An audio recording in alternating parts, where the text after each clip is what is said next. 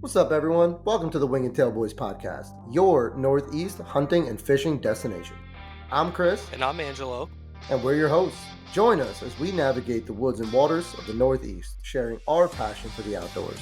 Whether it's land management, outdoor recreation, hunting, or fishing, we're going to cover it all. With 40 plus years of experience in the Northeast, we'll provide insights, tips, and stories to help you make the most of your adventures and help you experience the wild. So, tune in, grab your gear, and let's hit the woods together. And always remember, success is just a commitment away.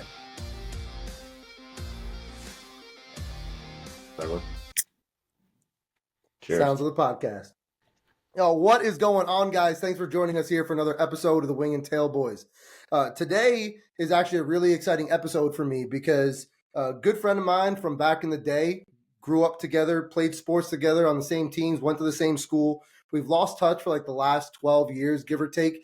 And ironically, hunting kind of brought us back together. We've touched base again in these last few years. And I'm joined here today by Stephen Dauster. How you doing today, man?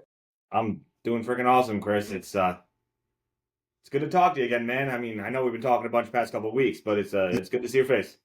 Yeah, same here. I mean, we signed on. It's amazing because, like, you see yourself in the mirror every day, so you don't realize how much you change, right? Like I'm sure I've gotten a little chunky in the face since I was younger, and you popped on, you just got this big, Monopoly man mustache coming out. I was like, yo, I needed this right now. This is like the energy. People don't look at the fat cheeks. They're more focused on the mustache. There you go. Hey, listen, whatever it takes, right? As long as you're not breaking mirrors, we're all happy. Yeah. So, the wife won't shave it off. So okay, listen, happy wife, happy life, right? yeah. So what I'm looking to do today is I'm interested in hearing what you've been up to for the last 12 years. We've been talking a lot about current stuff. What are we shooting? What bows are we shooting? What's our arrow setup like? But I don't know much about your hunting journey along the way, right? If I'm not mistaken, when we first started hunting together, we were in our early 20s, and you had just started hunting. Yep. But it's my understanding that you didn't grow up in a hunting family. So if you don't mind, just tell the listeners a little bit about who you are, where you're from, how you got into hunting, a little bit of your background, and we'll let it roll from there. Yeah. So I grew up in Fairlawn, just like Chris. We played baseball together. I think I'm only like 2 years older than you, something like that. And I grew up in the outdoors. My family was big into camping. My father was really into freshwater fishing and whatnot. But I always kind of wanted to hunt, but never really knew even where to get started. And I have now in true redneck fashion, I have a now removed uncle from Georgia who is a firearms instructor actually for the CIA, and he had some family land through multiple generations, something like that, and just gave me his, hey Steven, you like fishing so much, why don't you come out PA and try to shoot deer with me? All right. I went out there and whiffed on a doe at 10 yards with a 30-30, and it just became my obsession since then. And I got back, went to work. Remember Two Guys on Morwalk Pizzeria? Oh yeah. I worked there for, even after I got into the union and whatnot, I still worked there even a little after that. I'm real good friends with the owner. The barber next door moved from Fairlawn to PA, so he could have acres and acres and food plots and obsessive hunting. I came back, told him that story. Next day he came in, he goes, here's my Hoyt from the 80s. It's an ancient bow. But son, if you live in New Jersey, you're not going to rifle hunt. And maybe you can shotgun hunt, muzzleloader hunt. But he goes, your opportunities for bow hunting in this state are endless. If you like this bow, go buy a new one. Like, shoot it, go home, shoot this, make sure you like it. And from there, just my entire life, everyone I've met, everything has just been about hunting. Every connection I've made, it's all been through the woods. Okay, and that's really cool. And it's where to start. What's that?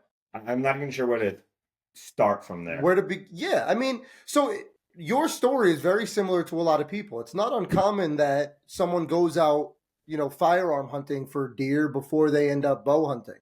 What's really interesting to me is that you got hooked on what many people would consider a failed hunt. A lot of people, if they go out and they go out and they don't harvest an animal, to them it's a failed hunt. But to you, that was like your first success. I'm interested in hearing about that. Like, what was it about, even though you didn't have a quote successful hunt, what was it about that experience that really sparked it for you? Just everything about I always loved spending just time outside. So like just in that was just freaking cool.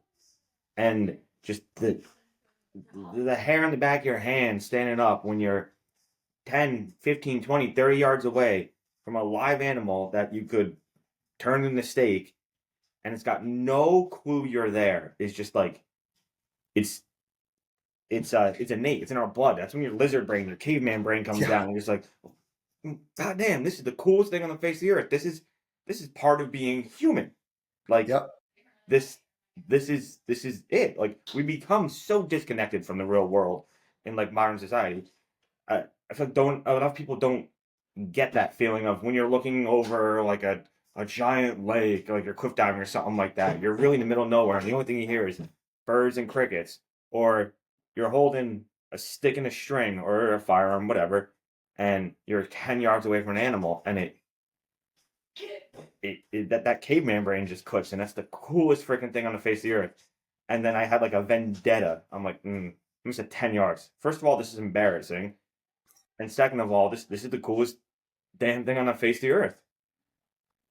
Yeah. Now, had you shot that rifle before? Was that your rifle? Was that your uncle's rifle? My Was it uncle's just rifle. I shot okay? it once or twice behind the house into a dirt mound before then. And All I, right. I think another big thing that really got me into that was that weekend is we stayed in a cabin as friends. So like my first hunting experience was a real northeastern like deer camp thing too, in like 100-year-old cabin. Oh, that's Excuse awesome. me, with like you know what I'm talking about, the Yeah. fireplace, breakfast in the morning, the burnt coffee, just the my first time hunting was the full like romance of like northeastern hunting. So you really got to experience like the epitome of let's get away from modern technology. Let's get away from the hustle and bustle. Camp out in the backwoods for a weekend. Just have the guys, maybe some gals were there. I don't know, but just hanging out with the hunting buddies and getting out. And that to me is an awesome experience. And I've been fortunate enough. My dad, a couple years ago, my parents bought the family a hunting property. So we now have 130 acres in upstate New York that I'm managing and planting some food plots. We've talked about this a little Yeah. bit, but I get to experience that hunt camp cabin experience like all the time, and to a point where it's like sometimes it happens so often that it's starting to become an extension of home sometimes. And it's you got to remember that it's not. You're there with the family. You're there. I'm there with my brother, my cousins, or whoever's coming to hunt with us. But it's really hard to have the perspective of this is hunt camp and not just an extension of being home. So now that you've brought that up, I think that's something that's important to maybe focus on and try to, tame back in, because having like us hunters, we get a bad rap, right? From the non hunting public, they think we're barbaric and they may not agree with it. And everyone's entitled to their opinion. I don't want to get confrontational here. But I would argue that it's the opposite of barbaric, because anyone who's in tune with hunting, they don't go in the woods to kill. They go in the woods to experience the wild. They go out, they want to walk around. I love the fresh air. I tell this story. I've opened essays with this 100 times. You walk out in the woods. It's pitch black. You're walking through the dark. Everything around you can see you, and you can't see a damn thing. You climb up your tree. It's dead silent. You're making every possible move that you can make to not make a single sound. You're in the tree maybe an hour before it gets dark. And about 20 minutes before the sun comes up, you hear that first rustling of the leaves. Maybe the wind starts to pick up just a little bit. And as the audio starts to pick up in the woods, the sun starts to come up. And as the sun starts to come up, the woods just become alive. That is the That, one of the coolest things on the face of the earth is being there early enough to see the natural world come alive. And yes. then your brain starts going, is this chess game right? Did I hang the stand in the right spot? Am I in the right blind? Am I in the right pocket? Is this the right draw? Oh shoot, did the wind turn? Between that and the chess game that we play with these animals, I don't understand how people don't think it's not the coolest thing on the face of the earth. Yeah. And back to what I was getting at was some people think it's barbaric. To me, I think we're actually taking a step back and just coming in tune with nature. You know what I mean? Like, yeah, sure. If I go out hunting 10 times in a row and I don't see anything and I get skunked, maybe I'll start to get a little discouraged. You know, it's been a tough year, whatever. I had that happen to me this year, but it's not going to stop me from going. It's not like I'm mad at it's not like if I go out hunting and I don't see anything, I leave the tree like pissed off that I wasted my time that day. Because the day I start feeling like that, I'm gonna stop hunting. You know Yeah. what I mean? Like it's just there's just no point, you know. So anywho, when you started hunting, that was I think you said you went to your uncle's, and then the following season is when I found out that you were a hunter. And you were like, I'm hunting close by to home. And I was like, where? And you told me where it was. I was like, well shit. And you're like, why don't you come with me? Okay, cool. So we had gone out, we sat like at this time, I didn't know half of what I was doing half the time. You know what I mean? Like we just went out, we found deer, and it was a great time. And we sat that one day, and I saw deer off in the distance. I think you may have seen one or two deer that day. I don't really remember. Um, but then I went back, set up a stand, found some more deer. I never ended up harvesting anything there. But talk to me about what it was like for you those first couple of years of getting into hunting. So you got hooked. You're starting to hunt with a couple buddies. You're starting to figure some stuff out. But like me growing up in a hunting family, it's always been part of our culture. I like by the time I was old enough to talk and think, I knew what a deer was. And I was talking to my uncle and he was teaching me stuff. You know what I mean? So like for you, not growing up in that and really having an adult brain at that by the point you started Allegedly. and having all of this different um, content, all this information, all these different media to find this information. How did you sort through it? Did you find it difficult to learn stuff? Like, talk I to me about really what that was like. understood between having it be the whole archery side, because with how short our gun seasons are in Jersey, I I didn't even bother with guns the first couple of years. Not that I'm like anti Second Amendment or anything by any means. It's just they were so short. I just figured, all right, well, let's focus on this whole archery thing because that's it's an infinitely long season in Jersey almost. So Yeah. having to learn all of that, and then also the whole actually finding deer on the hunting side, it was such a cursing and such a bless being in today's day and age with social media and all that kind of stuff. I really learned to like find some podcasts and influencers and stuff that like after a couple years I could find aren't BS, and then some that are, and that I can say that really hurt me at first because all the best shows, all the big shows, the Drurys, the Waddells, all those kind of guys, they're out in the Midwest growing like 8,000 acre food plots. And I'm thinking of hunting like that, and until I started finding some other content and started figuring some stuff out, um, I what really wasn't even seeing deer, and it was just the there's a term I always heard called like working the ladder. Shoot a couple does. Shoot everything you see. Your first couple years, get used to just killing something. Shoot an arrow at them. Shoot a couple spikes. Shoot a couple baskets. And okay, now you're looking for a real mature deer. Now you're not even shooting does. Like that was kind of just the method I took to it. But with especially because even the friends I had that hunted, it was only like two guys, and they had their family farms in PA. So I got to talk to them all the time. But I never actually hunted with anyone until which we'll get into later, until I became real good friends with an outfitter who really took me under his wing, and I owe like everything I know in the woods to him. But it was really just me going out there alone for many years, sitting in a tree stand, not seeing a damn thing. Yeah. Now was it when you were so I always say that you have to fail in order to find success, right? If you don't know what not to do, you don't really ever figure out what to do. Mm-hmm. Um, we all have that friend who went out hunting for the first time and shot a monster.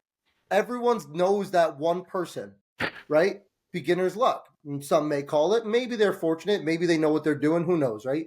But I have quite a few friends that have gone out first time or two. They got lucky. They shot some pretty big deer.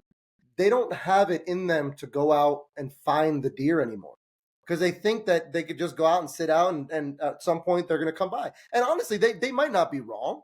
You know what I mean? But like, at what point did you say, I'm tired of throwing shit against the wall and hoping it sticks. I want to start figuring out how to actually do this. Was it like your second year, third year? Oh, it was probably only my second year. I tried everything. There was never a lack of motivation. I don't know what it was, just even without any success, from day one, I'm just like, this is the coolest thing in the world. This is what I'm going to do with my free time as an adult. Um, I can't tell you how many thousands of dollars I've spent on every gimmick. Hi, honey. Every gimmick, every different call, every different type of tree stand. I've killed them from the ground, from a blind, from a tree stand, stalking, rifles, shotguns, muzzleloaders, bows. I have just tried everything, and not being someone who grew up in it, not being someone who's especially smart, I'm going to outwork everyone else. I'm going to try everything, and when it works, I'm going to do it again. And I write everything down. I document everything. I'm really a big nerd about it. I have spreadsheets on spreadsheets of wind directions, what I was doing. I'm going to figure it out. I don't have great land. I'm not the world's best shot, but I shoot my bow almost every single day because I don't trust myself to not shoot it for a week and then pick it up and be off. And I would be distraught if Mr. 180 walked by and I flew one over his back or, God forbid, wounded him, didn't kill him. So it's just like how I approach everything else in life. If I work harder, it's gonna figure itself out. Mm-hmm. But if it doesn't, at least I can sleep at night. Okay. I like that approach. That's sweet. I got a story to tell you because I'm just like you. I love to shoot, and when I'm in New York, I have a target in our basement, and before I go out in the morning, I take a couple shots just to get my form down and to make sure that my shot's breaking right. Well, this year in Pennsylvania, I moved out here. I don't have the ability to do that. I don't have a basement. I'm not technically allowed to shoot outside without being in an HOA. Yeah. And being that I work in a school, the only thing I can do is bring my bow with me if I want to go hunting after work, right? The problem is where we are in the school, we're at the top of the mountain. The parking lot is open and the sun is hitting my truck all day long. So I'd bring my bow with me to work. I'd put it in the bed of my truck and I have like a cutoff. Like if it's above 75 degrees for the high, I'm not bringing my bow with me. Yes. I've had the heat in a bow. Like I've had a bow pop on me from the heat. And I'm never going to let that happen again. But, so it would get hot-ish, like in the bed of my truck. It wasn't like scorching. And then I'd go and I'd hunt. It'd be cooler in the afternoon. I never thought anything of it. Went hunting a bunch of times in Pennsylvania. Never got a chance at a shot. And then early November, I was hunting on our family property. I had a doe come in. I drew back, and I have, not to get in depth of the sight, but I have the Garmin sight, like the range finding sight and everything. The X And it, yeah, the Zero AX A1I Pro or some shit, whatever. Doesn't matter. Anyway, inside the scope of the site, it has a thing where it's got a dot and a circle. Have you ever heard of the IQ site? Yeah. Okay, so it's similar to the IQ site, except the IQ is like a bubble and a dot. This is both digital. So there's a ring and a red dot. And you have to get the red dot inside the ring. That's how you know your bow's lined up. Well, I hadn't shot my bow for a month. And I hadn't gone that long not shooting in over 2 years. When I went to go draw, my bow wasn't in alignment. And I was like, well, she's at 10 yards. I'm taking the shot. And it missed 6 inches low. I hit her. I had blood. I tracked her for a few hundred yards, but I just never could recover her. When I went back to my cabin that day and I shot, I was missing 6 inches low at 20 yards. And from the heat of the bow heating, from the heat and the cooling, the heating and the cooling, the expanding and contracting, and the different metals expanding and contracting at different rates, it just bumped my sight out of alignment. And if I had taken a shot before I went hunting that day, like I normally do, I would have realized that and I could have adjusted it before I went in the tree. So it was a little bit of a heartbreak. It's funny you mentioned temperatures like that because we just moved into this house across town August, right before deer season, which broke my heart because our old house, we had 5 acres, like a bow hunt, and I had freaking monsters. I had worked the tiny little food plot there for the 2.5 years we lived there. But anyway, I could shoot in this garage, so I was leaving my bow in the garage. And then I noticed on colder days, it was creaky. So I stopped keeping it in the garage, especially because you didn't tell me that full story, but you told me you had problems with the bow like delaminating or something like that Mm-hmm. in the heat. So like I didn't think about the cold, and I'm like, oh crap. Chris told me this story the opposite way. I'm gonna go keep it in the case underneath the bed for the Yep. real cold of winter. Yeah, and the thing is, people don't like. You got to think about it, right? Your bow has how many different metals? Your riser's aluminum. Your your um your um your limbs are fiberglass or carbon fiber. Your cams are aluminum. Your screws are all metal. Different. They're not aluminum. They're steel. All and your sight. What's your sight made out of? A different type of aluminum, different grade aluminum. Every single type of metal is going to expand and contract at a different rate based on the temperature. Something that's thicker metal is gonna expand and contract more than something that's thin, right? So all of these different things happening, and it just bumps it out of alignment. And I had never thought of it until that happened. So it's one of those things where it's like you don't realize that you need to take care of it until it happens. Similar, something happened to my dad this year. We had a target buck. I don't know if I ever sent you pictures of this guy, but we had a 10 pointer. He was just, I mean, we called him posts. This dude last year, if I saw him, I was going to shoot him, and I never got a shot. He never came out of the brush. And when we saw him this year, we were like, oh my lord, he is the biggest deer I've ever had on camera, hands down. I've never had a deer pattern like this. I could tell you what days he was going to show up, what days he wasn't. I could tell you what wind he was coming in on, if it was too high or too low, too hot, too cold, too much sun, not enough sun. I could tell you to the day when he was going to come. And he would never show up more than 4 days in a row. If he showed up 4 days, he was taking a day off, he'd be there on the sixth day. Opening day, I go hunting, or opening weekend. I think the season started on a Wednesday, and I wanted to take off. My wife was like, we have a baby on the way. Maybe you should think about what days you're taking off. I was like, all right, fine. I'll take Friday off so we can go as a family, and we'll just stay Friday through Sunday. Wednesday, the deer shows up. Thursday, the deer shows up. That's day 4 in a row. So I'm like, you know what? Maybe he's going to slip up. I'll go sit there. Friday, I go and sit. I see a bunch of deer. I don't see him. The next day, my dad goes and sits in the blind on that same food plot. I said, Dad, he's coming today. From 3:30 on, be ready. He's coming. 4 o'clock, I get the call I missed. My dad, the deer comes in, surprised him out of nowhere. The deer comes in. My dad was shooting a crossbow. He couldn't handle the crossbow and the rangefinder at the same time. He estimated at 40. Deer was at 50. Went right under the belly. We never saw him again. We never saw him again. So what did my dad do after that? He goes, why don't we have range markers out in the field? Because when you're hunting a food plot, there's nothing to range. There's nothing You know, stopping putting like depots up. exactly. So what did he do the next weekend? He went out there and he hammered yardage markers into the ground. So it's like you don't like something, you don't realize you need to do something until you make a mistake and you're like, well, shit, why didn't I do that? That's what And sucks. that, It's so awesome because then I can go home and go, hey, listen, I fucked up, but there's a solution now. I'm not just gonna wallow in it. I did something about it. Lord knows there's 1,000 different things that can go wrong next year, but that same thing won't happen because he had an idea, he executed, and all we can do is get better every day. exactly. And I always say, like, I know I'm going to sound crazy for saying this. I actually think I enjoy the process more than the harvest. Because when you're going through the motions, whether it's a food plot, land management, scouting, putting up stands, whatever it is you're doing, you're always working towards a goal. And when you get that harvest, like you have that real quick spike in adrenaline.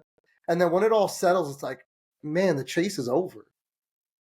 I got to start all over again. But it's like you're always, when you're in the process, there's always something to be done and you're always working towards it. You know what I mean? So it was really cool because we were just talking earlier about how some people would say, hey, I didn't get a harvest. It's a failed hunt. And earlier in the year, I was getting frustrated because I wasn't seeing deer. And my cousin was like, dude, what are you so upset about? He's like, you had your target buck in shooting range. You guys got a shot. That deer should be on your wall. That's a success in itself. And my dad didn't sit there and mope about it. He honestly, he doesn't even talk about it anymore. I'd still be freaking dragging my feet over that. You know what I mean? But like, it was just really cool because we've had this property for 4 years. It's the biggest deer we've had. My dad was the one that got to see it, and he's getting up there in age, man. My dad's like 67, 68 now, so he's, I hate to say it, but how many more years is he going to be able-bodied to get out there and do what he's doing, So the fact that he was the one who saw that deer, what was that? You want him to see the fruits of the labor of the land. You said what? You've only had it 4 years. Your Yeah. family. Yep. Exactly. Yeah. So, right now we're trying to get my dad on some deer. And on the flip side, I have a 7-year-old niece, a 2-year-old niece, a daughter on the way. So I'm thinking long term, man. New York, you can't hunt till you're 13 years old legally. So we have another, 6 years until my first niece is able to hunt if she wants to. She's showing interest in shooting the bow. So I have a 7-year time frame that I'm looking at. Like, yeah, if I shoot a deer now, cool, whatever. But I'm more interested in getting to teach my nieces and my daughter and, any other kids I may have how to hunt and what it's all about. That is And going to it's like, be the coolest thing on the face of the earth for you and your family. Having the whole little Romano deer camp. The what was it? The second deer I ever shot with my bow. A coworker took me to his family deer camp, and he never takes outsiders there or anything like that. He's a volunteer fireman. He was the chief at the time. I'm a volunteer fireman, and I was expressing my struggles on public land. Didn't have any friends who hunted. Really, didn't have anyone to go with. After working with him for like 2 or 3 years, and him just hearing me just trying and trying and trying, him giving me tips. He's like, "Screw it, you're gonna come kill one of my does." And he brought me up to his camp. I hung out with his family. We had the whole deer camp experience in Shenango County, New York. I don't know if that's anywhere sounds near. familiar. It sounds familiar. Yep. And it was awesome. He's like, I'm not even shooting a doe this year. My brothers aren't shooting doe this year. I talked to my brothers. I talked to my dad. Like, we're gonna get you something, kid. I was That's thinking awesome. like 23, 24th time, and I literally sat in the stand for like 20 minutes, and he was right. Doe, 10 yards, smoked it, and it wasn't the first uh deer I killed with my bow. I think it was the second. It was the first like good, clean shot, double long, 10, 20 yards, whatever. Like I saw it down. I'm like, I text him, it's down. He goes, all right, well, you got to sit there till lunch because I want to kill a Yeah. buck. So I'm just That's sitting, awesome. excited, shaking. But that's gonna be so freaking cool for your family that you have that kind of thing. Because like my kids I actually took my kids this year for the first time. None of them are old enough to hunt, but they sat in the blind with me and bought them, their little camel sweaters, little camel bucket hats, and they were so happy and it was so freaking cool. And my That's a older trophy right there. That alone is the trophy. but this year's trophy is that picture I have with them in the blind of that. Mm-hmm. And it's funny. My oldest, I don't think she's gonna have any interest in hunting, but this girl will come over, steal my backstrap off my plate, and eat the whole freaking thing if I turn my head. She's like a dog. So, and my youngest, she's definitely going to be into it. All she does all day is play with a little toy rifle, shooting a little plastic buck my buddy got her from Tractor Supply. Uh, she's definitely gonna be into it. But it's like I don't have the deer camp family thing, but I'm seeing that my hunting lease is in town and like 10 minutes from my house. Granted, it's a little 5 acre, basically public lease that everyone trespasses on. It's a parking spot, but I kind of get that little deer camp thing here. So I'll have Yep. like my family and friends over here. I'll go hunting, come back, and then my wife, she has no interest in hunting, but she loves cooking the game. She eats the crap out of it. And every Sunday I got a whole bunch of family here, and the main dish is usually something venison, especially because being in Jersey, I mean, I don't want Mr. Green Jeans to come get me, but it's almost unlimited doe tags here. I shoot at least 4 or 5 does a year, and we Mhm. eat them all. So Yeah, I mean, so this year I got one doe. I got it with the rifle, and I started. I was trying to be a little like, well, let's hold off on making this piece for now. But then I started realizing my shit was getting like freezer burned. So now we're just kind of like we're just running through them. I mean, I'm sending you pictures all the time, man, and I'm learning how to use my smoker a little bit better now. So every time I make it, something comes out better. But it's really cool because the first year we had our property and we were going through it, we started to find some stands that the previous owners had left behind. I love seeing it. And my uncle is the one who taught us to hunt. He was the hunter, so to speak, of the family as we were growing up. And it was awesome.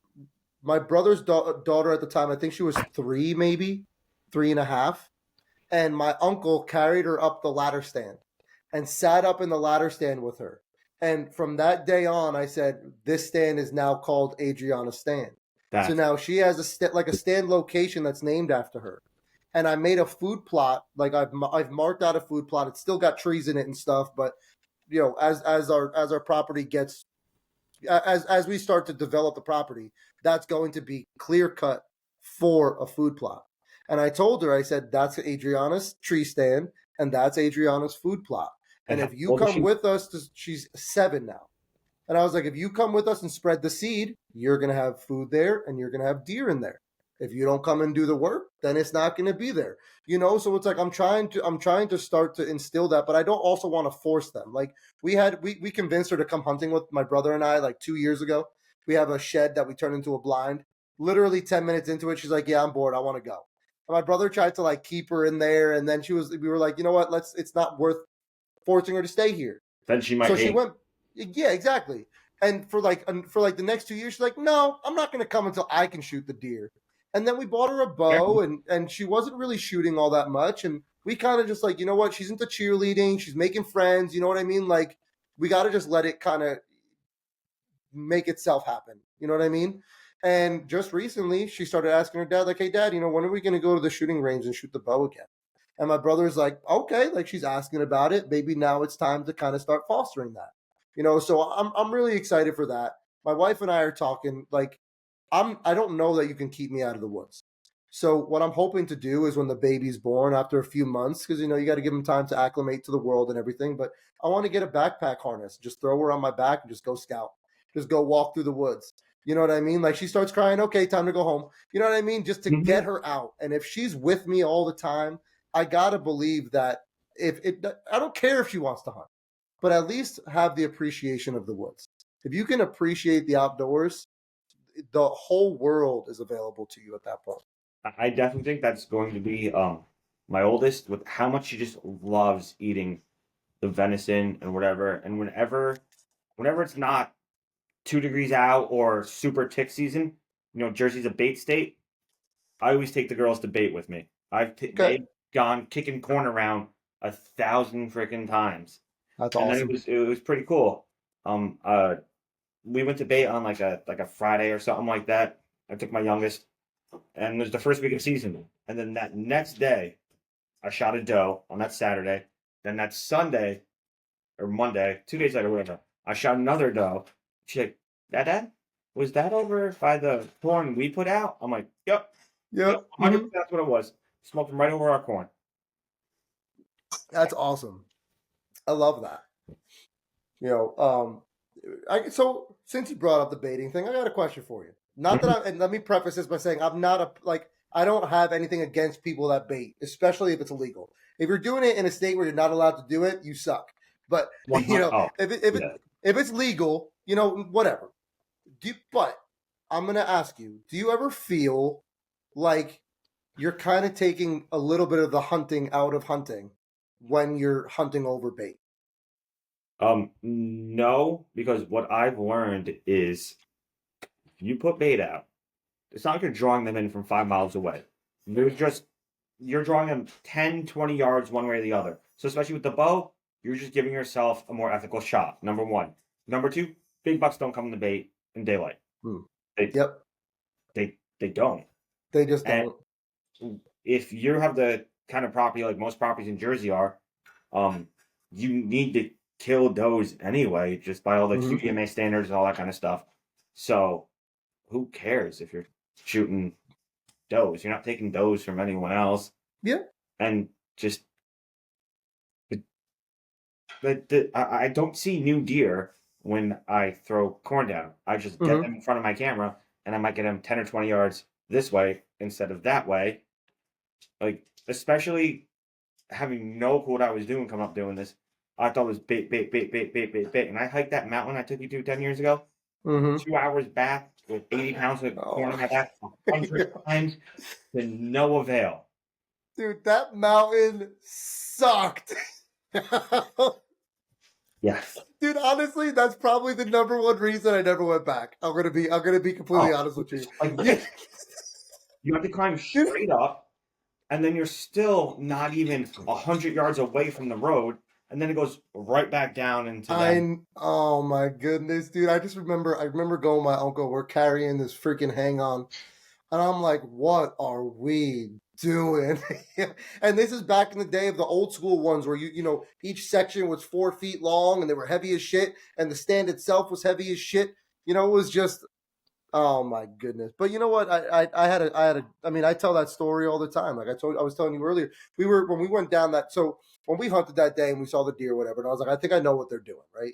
And I was like, I'm gonna go set up a stand over here. I think the deer are over here, whatever. And I ended up by the 4-H camp, like the Boy Scout camp over there. Yep. I didn't actually know that was there until I was hunting it, and that was the day I went with my climber. So I came with my climber with you the first time, and I hiked that climber up that fucking mountain. Okay, it was miserable. It was awful. But anyway, that's why I decided to put a hang on in there.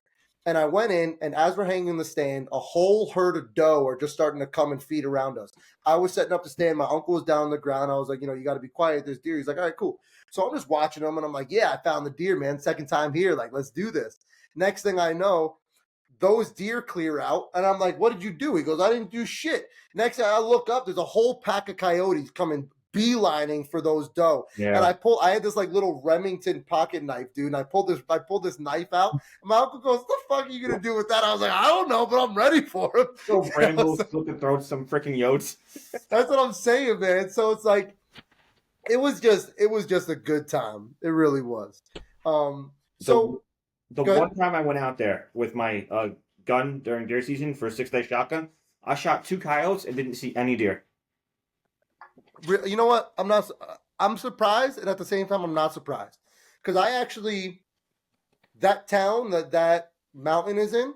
Yeah, really? Well, I wasn't going to say it, but yeah, I was teaching there for 2 years.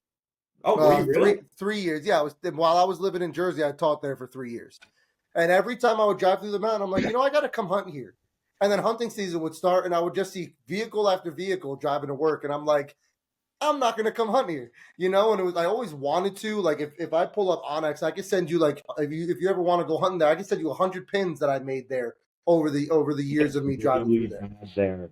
Once you start getting towards the rut, or you start getting towards 6-day or muzzleloader, but early bow and the winter bow there, ain't no one going out there. That's really like the definition of the Orange Army and the guys who. Yeah. I mean, I don't want to hate on anyone who's hunting, but guys who aren't like super into it and analyzing it, guys who just walk around and kind of pray. Yeah, that's fair. I'll never discourage anyone from hunting, but it's I'm saying.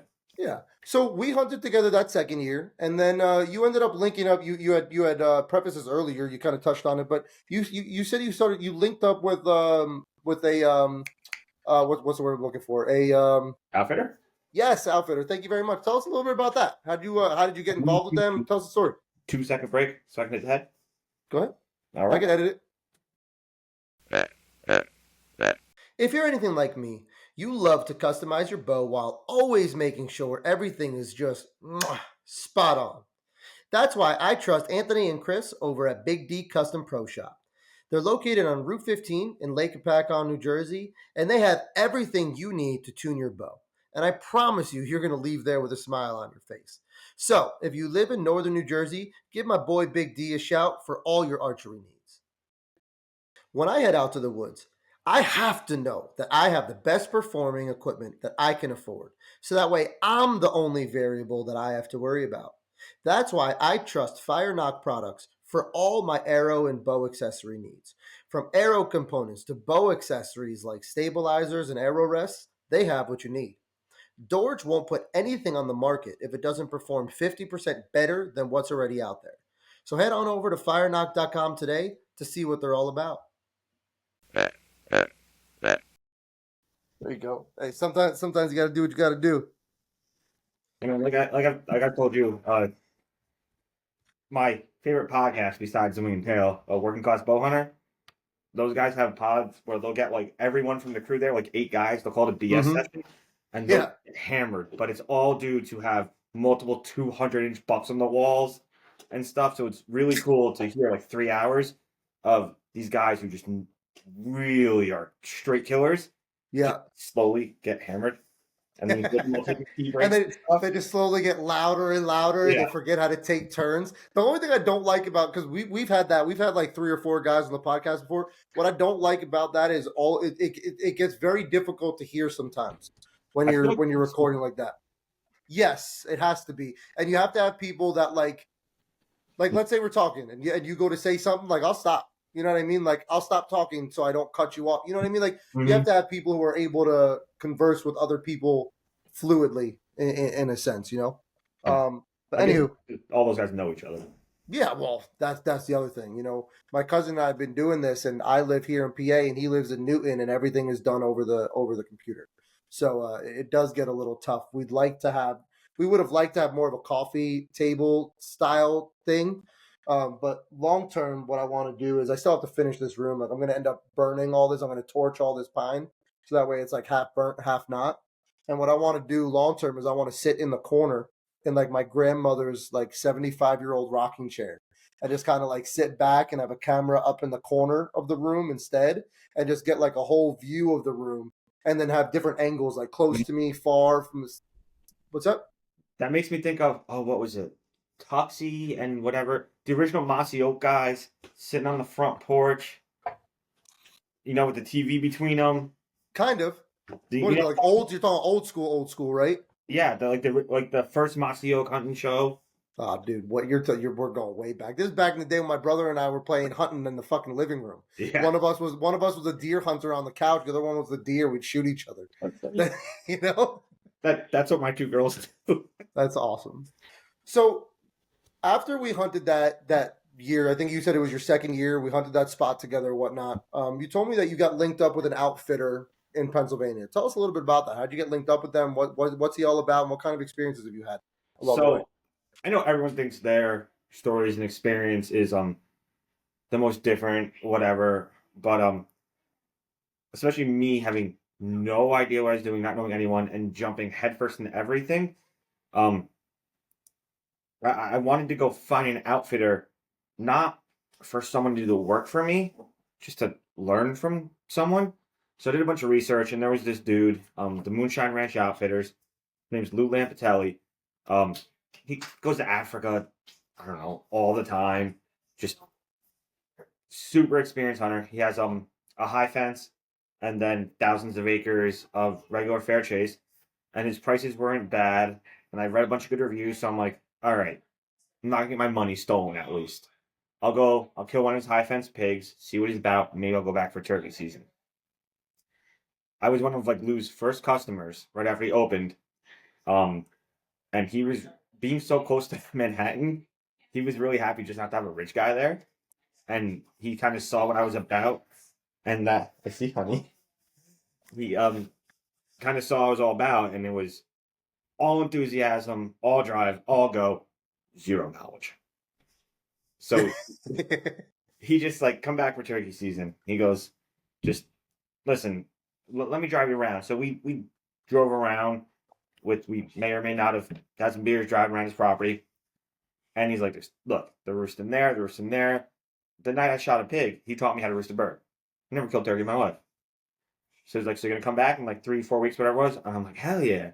We went back and we were on birds. So I didn't have the opportunity to kill anything, but I was really, really grinding with him some days. And this one guide he has, old man Mike, great guy, and was like, just tip my guides. Can you come back next weekend? You didn't get to kill a bird. Like I feel bad. So came back, shot my first bird, and then from then on, I just have stayed in contact with him. This is maybe 10 years ago. I go back every single year. I'll go back in the winter just to help him with the property. And as I've seen his business grow, excuse me, when he's able to make more money, we've been able to enjoy a lot of just for his friends and family, us just going to hang out. Like I've helped him guide sometimes with the high fence stuff. And just I know people are gonna hate on the high fence stuff, and I really don't care. You're not putting it in the record books. You're shooting it, you're eating it, who cares? I can't afford 99% of it, but those who can, God bless them. But being back there, just being around elk and stag, and he has elk and stag hybrids and trophy black buck and giant Texas doll rams. It's just so freaking cool to be around those animals.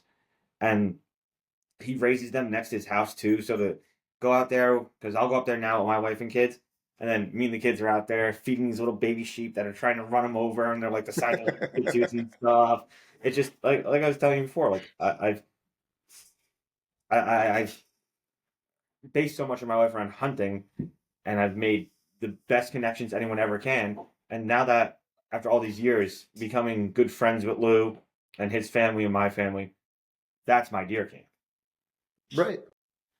No, It's I mean that sounds freaking awesome. And like you said, there are definitely reservations about high fence stuff, right? But at the same time, I can understand the aura of it, right? Well, first off, if you got the money to do it, that's freaking awesome, right? So whatever. But there are some people who can't afford a trip out west to go hunt Texas ram. But if they have them in the backyard over here, that might be able to be doable. You know what I mean? Like I've never, I don't even know what the numbers are like, and I don't even want to know because it's probably like astronomical.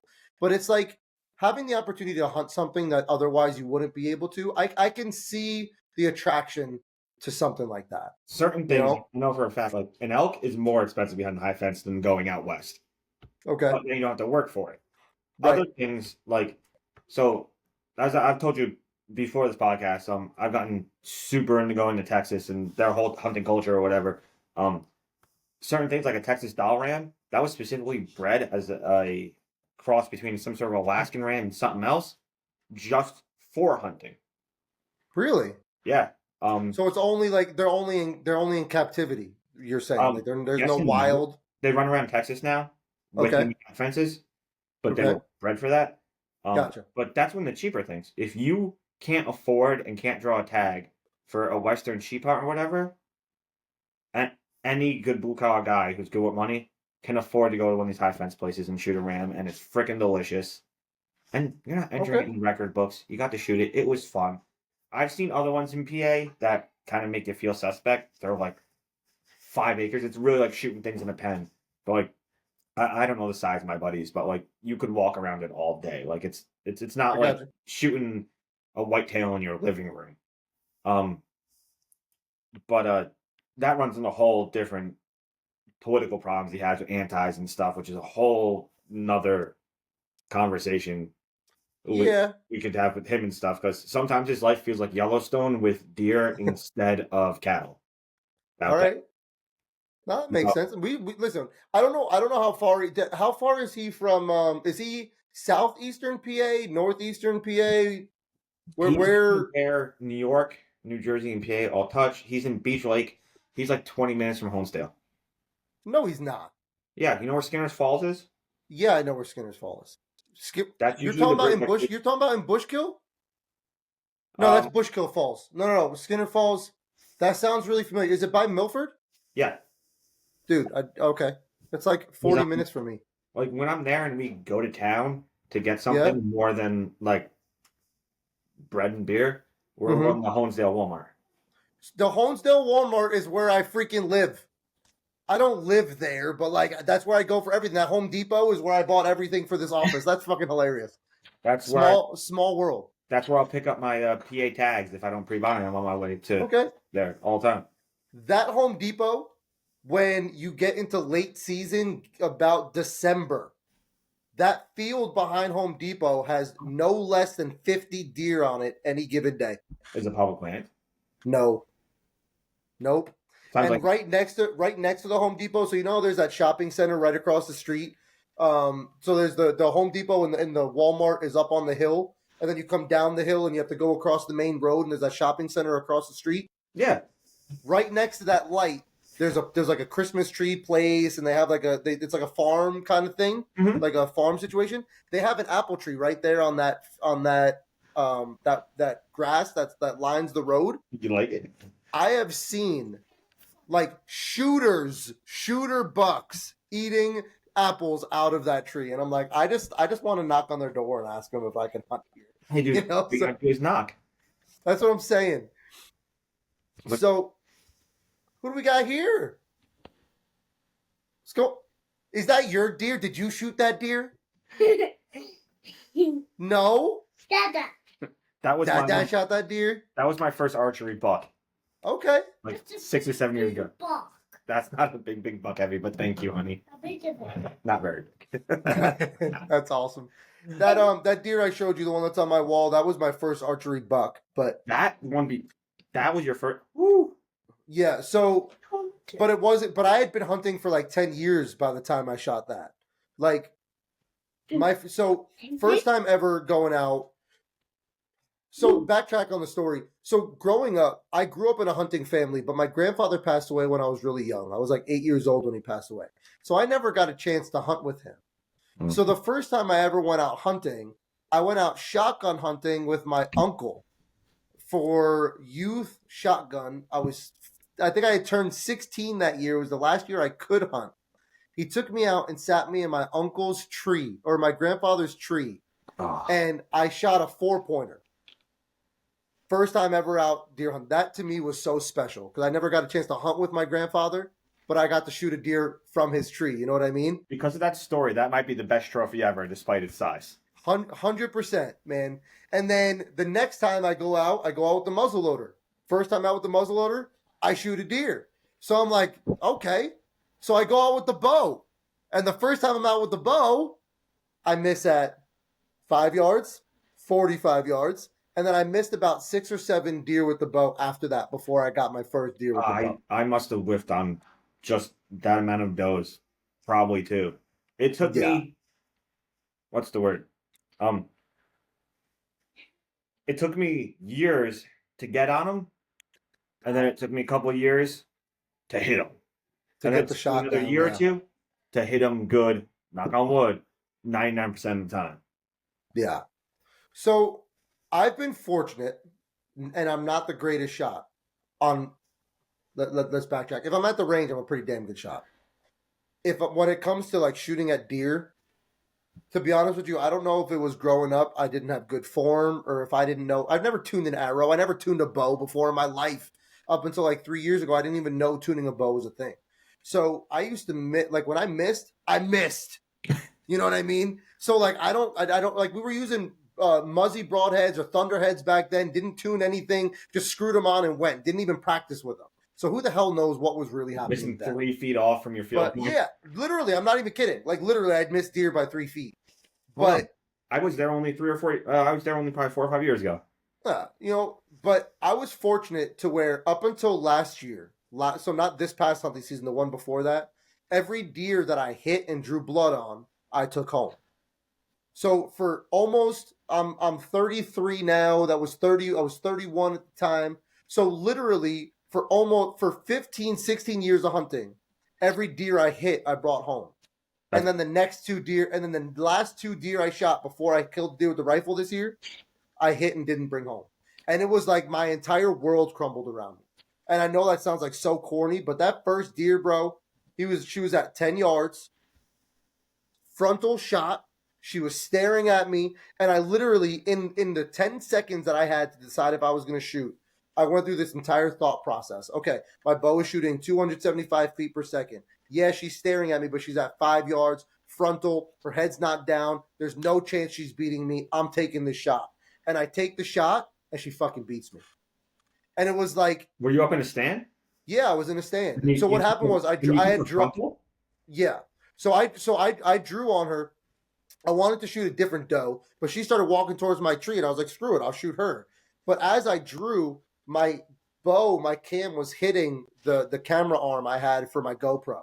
So I took my bow at full draw and tried to move it out of the way, and she saw that movement and just snapped her head up at me. And I was like, do I take it? Yeah, I'm taking it. And it was, if I hadn't thought about it in that sense, I still think it would be eating me up inside till this day. But I made a conscious decision to take the shot, and my arrow performed. My arrow is 26 inches. It was the entire arrow went into her. I just didn't make the shot. Where'd you hit her? So I had aimed dead center of the chest, about three quarters of the way up to the neck. So I was aiming in the right spot. But when she jumped the string, she turned left. And instead of hitting her in the center of the chest, I think it either hit shoulder, like the front of the shoulder, or went in just inside the shoulder where there's literally nothing. And it just like stuck in there. I called the dog and everything. Man, I was so broken up. I actually, after that, I didn't hunt for a month straight. I couldn't bring myself to go in a tree. I couldn't do it. So, but it was a reality check. You know what I mean? Nobody's perfect. when we do this, we practice as much as we do because we want to know that we can make the shot. And at the end of the day, I made the shot I wanted to make. I took the shot. The arrow went where I aimed. It wasn't anything I did wrong. She just beat me. So now I have a higher appreciation for these animals, what their abilities are, what their capabilities are. And now, honestly, I'm going to give them a little bit more credit next time when I take that shot. So now I will say this: I will still take a frontal. I think a frontal is. I don't think it's a terrible shot, and I know people won't agree with me. I think the issue was she was looking at me. I'm not gonna say I disagree with you. I just wouldn't trust myself to do it from a tree stand with the angles and everything, especially because where I hunt is mostly where I hunt, is all swamps. So I'm a lot of times in blinds and sitting in bushes. So I'm Mm-hmm. much more akin to hunting on the ground with them. If I have something at 10 yards with a frontal shot from my blind or on the ground, sure. With my lack of I'm saying I spent plenty of time in tree stands, but with my recent lack of time spent in tree stands, I don't think I would do it from a tree stand. Okay. But that's just me. But that Yeah. buck behind me, I drew back on him when he was about 10, 12 yards for a frontal, Mm-hmm. and um it was really freaking cold that day. I touched my blind with my back arm, and ice and snow and whatever knocked off the blind, hit the ground, and he galloped like 2 or 3 yards farther, but then gave me the perfect quartering away shot. Mm. So that was one of the times where God was like, "All right, you kind of screwed up, but you've been working so hard. I'll give you this one." And I I just give you I give you this one. cleared him out right behind the ribs, exited right behind his opposite shoulder, 10 yards, dropped. I've lost one of and I told my wife this when I text you I shot something. Remind me of this rule I've given myself. If I do not see it dead on the ground, I sit in my blind or tree stand or hole or whatever for 30 minutes. When I Okay. first started hunting and first started hitting stuff, I pushed so many deer into the next day in county because Yeah. I'm like, yeah, I smoked him.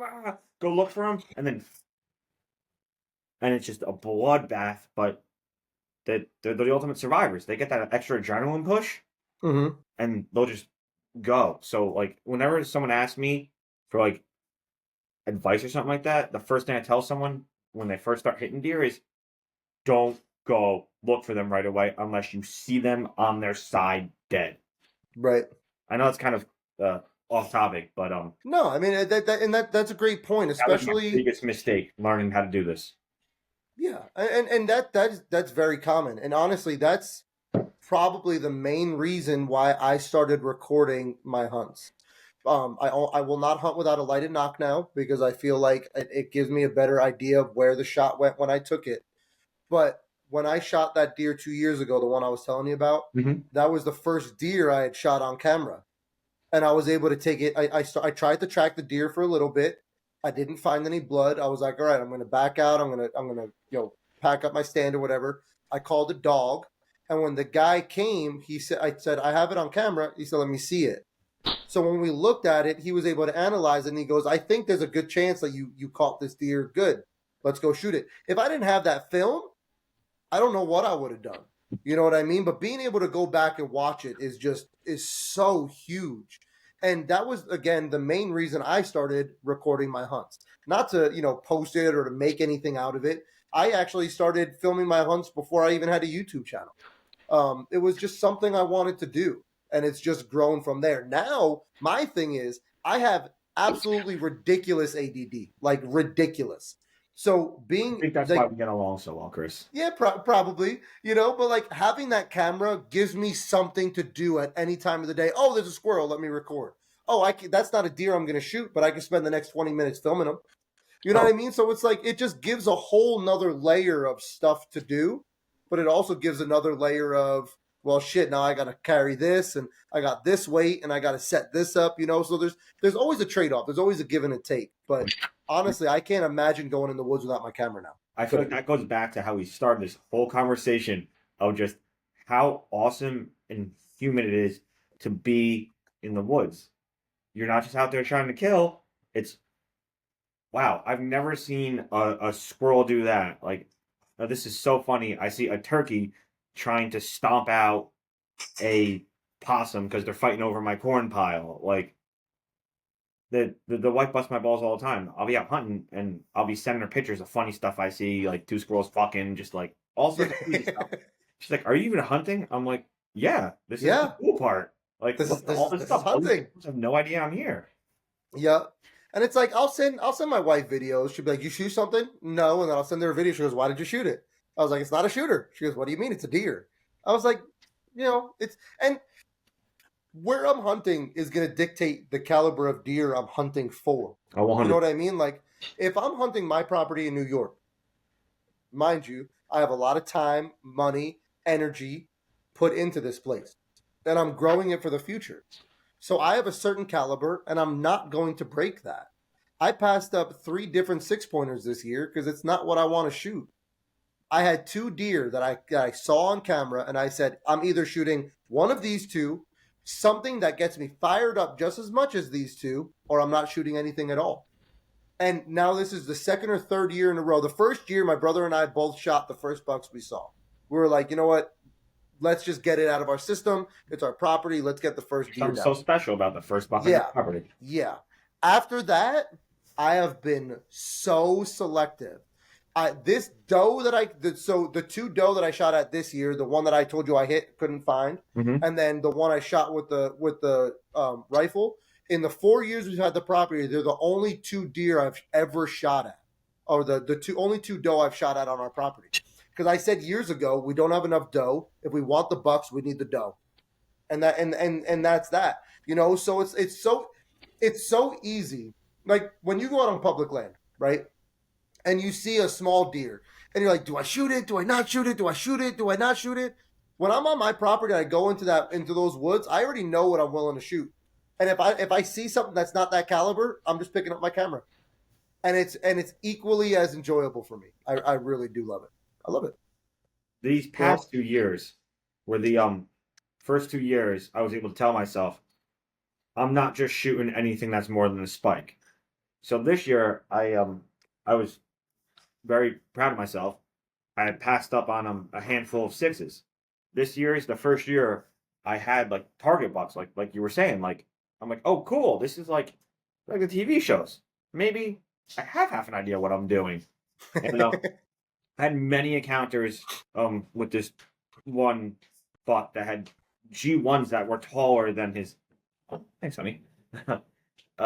He had taller G1s than anywhere else. It's the weirdest thing. Just the biggest freaking dog killers. And I just couldn't make it happen. But I was really proud of myself because like I had multiple skinny 6s that 2 years ago I would have smoked. But 3 years ago, me and my lease mate, we were seeing pictures of dozens of does and nothing but maybe a button or a spike or something like that.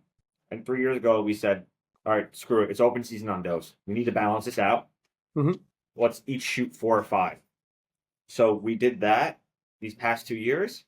And this year, although neither of us killed a good buck, we had more bucks. Granted, a lot of the age structure wasn't really right. There's a lot of 2-year-olds. But we had more bucks than we've ever seen. It was almost like between reading all the QDMA, now NDA, literature, take a couple of those classes, and personal experience, combining those 2 things. Oh, I finally learned something. Like the science works. Like Yeah. it's granted we didn't get to kill a buck, but we saw the results of doing the right thing. So like I said, like it's not just about killing. It's about taking care of the land, the herd, and that was so freaking cool. Yeah. And my thing is, and like, so we just had Mitchell Shirk on our podcast. I don't know. I think it was like 3 episodes ago. We were talking about food plotting and stuff, and I do the no-till system, and one of the big things that people say is, the no-till is better for the soil, so we owe it to the land to do that.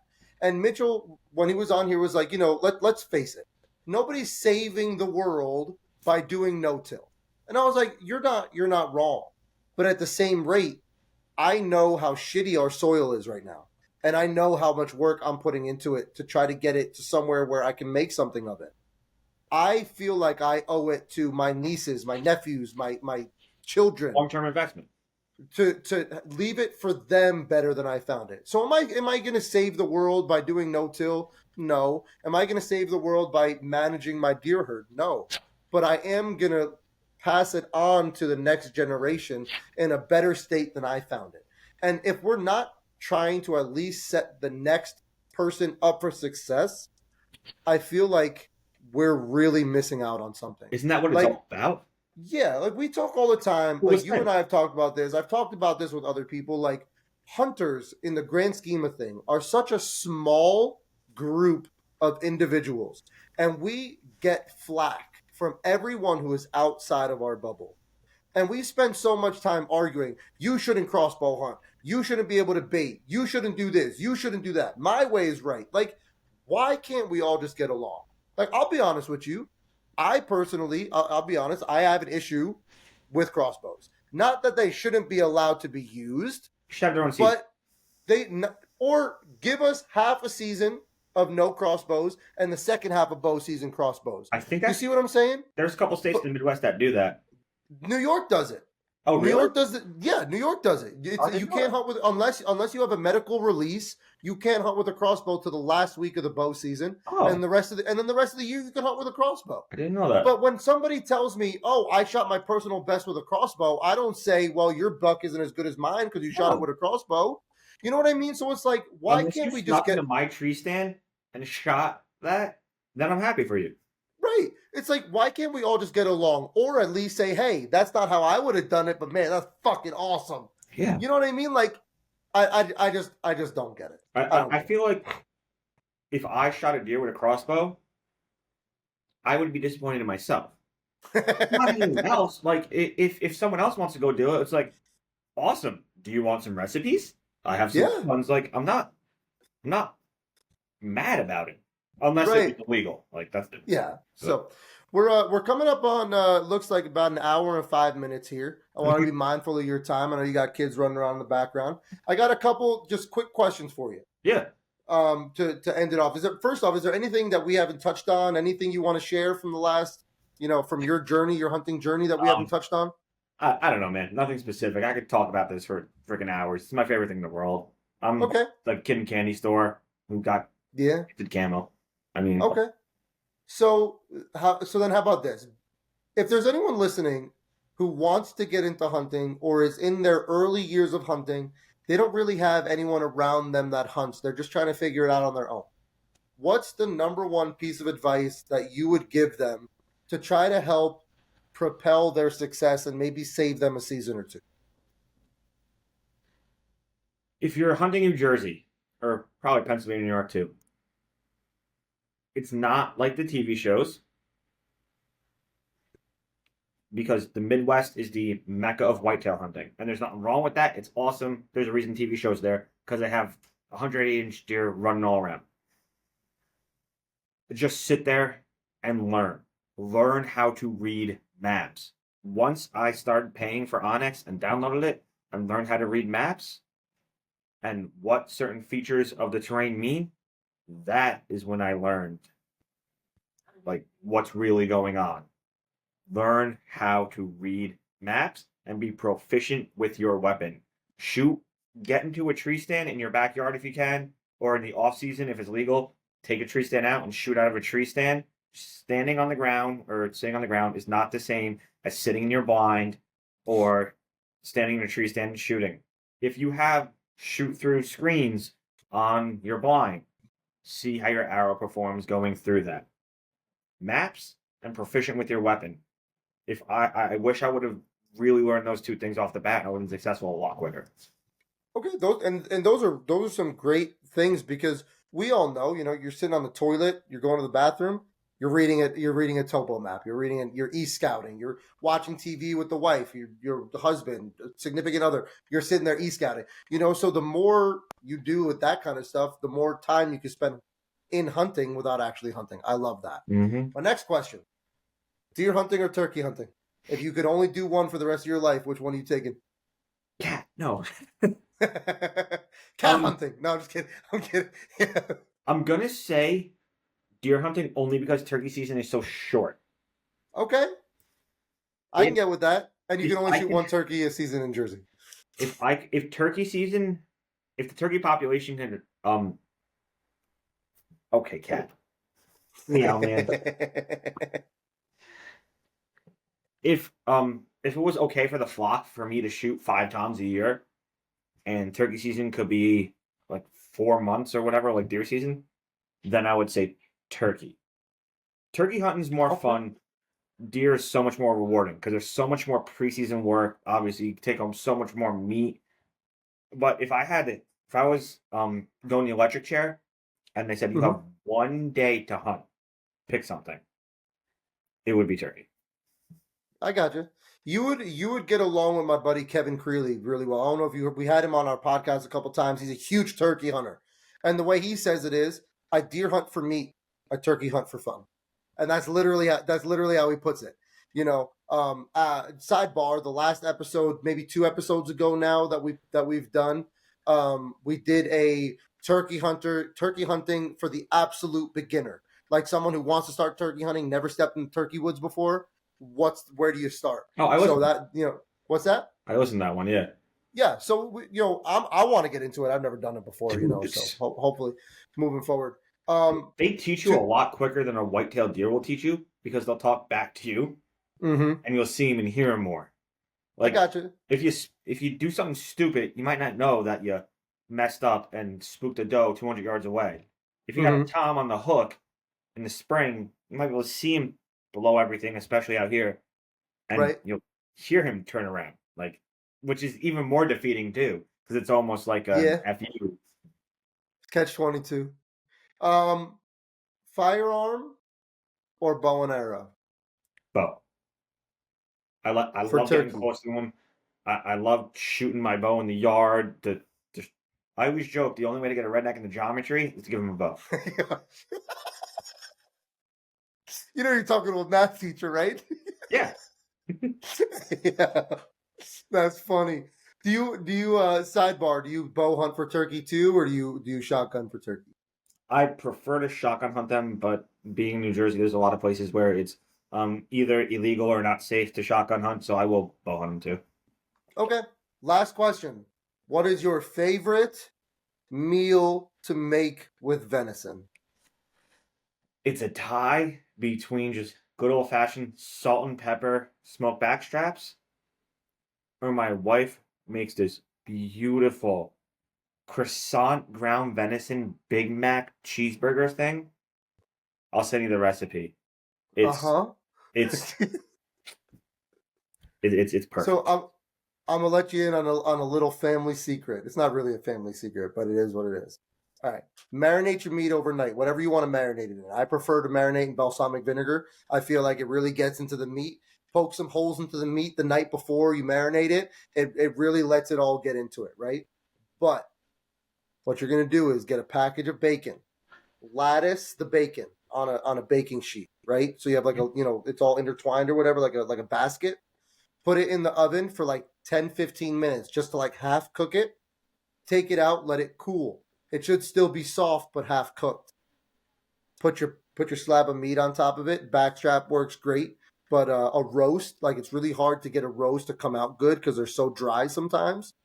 Put a roast on it, and then take the bacon and wrap the meat in the bacon. Okay. Now you got this meat wrapped in the bacon. Put some toothpicks in it to keep the bacon, intact and wrapped around it.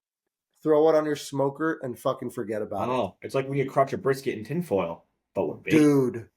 Dude, That's a good idea. dude.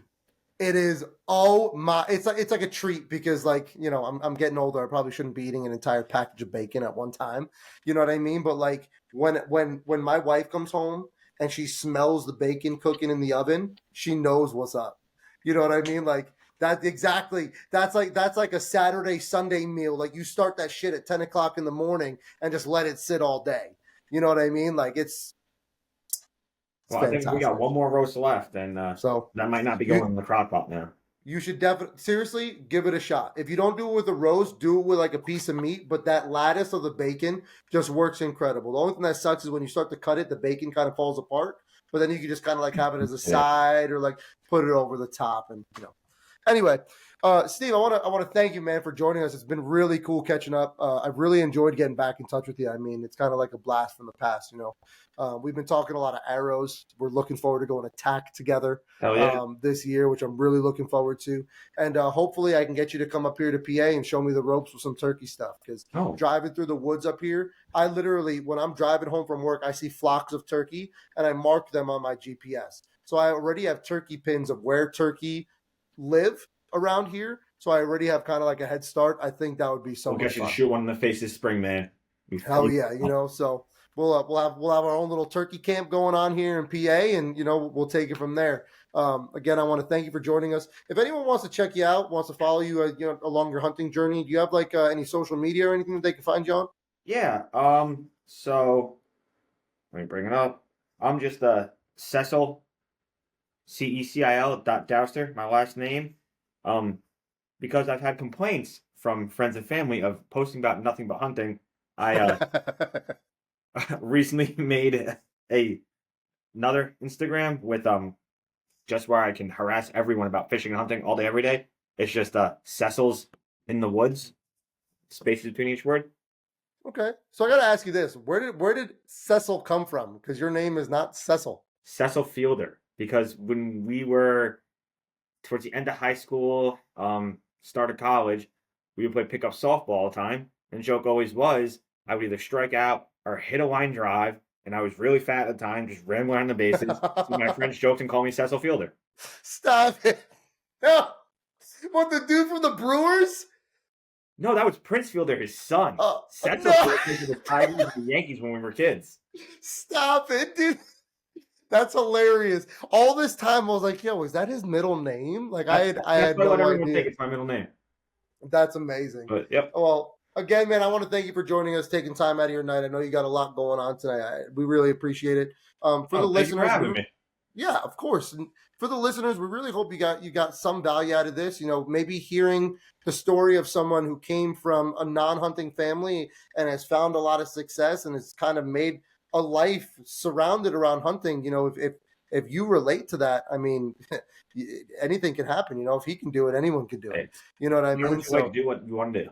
Hey, ain't that the truth? Yes, sir. You know, and that, you know, that might be the title of this show. It ain't too late to start. There you go, baby. You know, so guys, if you found some value in this, as always, please scroll on down to the bottom of this. Leave us a 5-star review. If you're on Apple Podcasts, you can also leave a written review. Let us know if you have any questions, if there's anything you want to talk to us about. And honestly, we're always looking for people to bring onto the show. So if you're interested in being a guest on our podcast, just let me know. Reach out to me either on Instagram or in the comments down below, and we'll get you on here. With that being said, I got nothing else for you today. And until next week, success is just a commitment away. Have a good one. Boom.